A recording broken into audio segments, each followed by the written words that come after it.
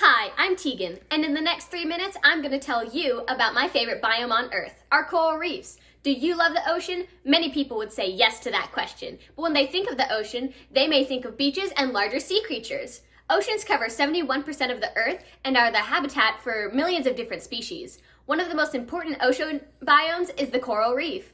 Coral reefs are one of the most diverse environments on the planet. They occur in less than 1% of the ocean, but are home to nearly a quarter of all ocean species. The reefs provide shelter, food, and breeding grounds for many marine organisms. What are corals exactly? They may look like rocks or plants, but they are really animals. Reefs consist of a hard skeleton and individual living coral polyps growing in colonies. While coral reefs may seem hardy, they need warm, clear, clean water and sunlight to form and thrive. Why do they require such specific living conditions? Well, coral polyps don't live alone. They live in a symbiotic relationship with one-celled algae called zooxanthellae.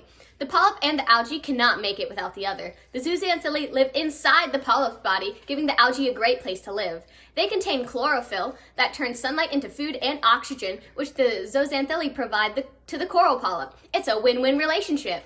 Coral reefs are essential to the health of our oceans. Sadly, they are one of the most threatened ecosystems on Earth. 75% of the world's coral reefs are currently threatened, and by 2050, 100% of the reefs will be in danger if we don't work to protect them. One prominent issue affecting reef health is coral bleaching. Coral bleaching happens when the water temperature rises, causing the coral to expel their zooxanthellae. Losing the algae eliminates a vital food source for the coral.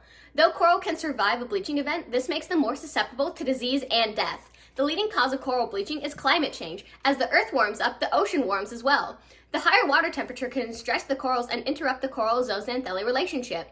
Scientists and governments are working to protect reefs. They are designating more reefs as protected areas, allowing the damaged reefs a chance to recover without human interaction. They are also working to breed hardier corals. They take samples of corals that have survived a bleaching event and breed them in underwater nurseries. This increases the coral population and allows more resilient corals a chance to spread.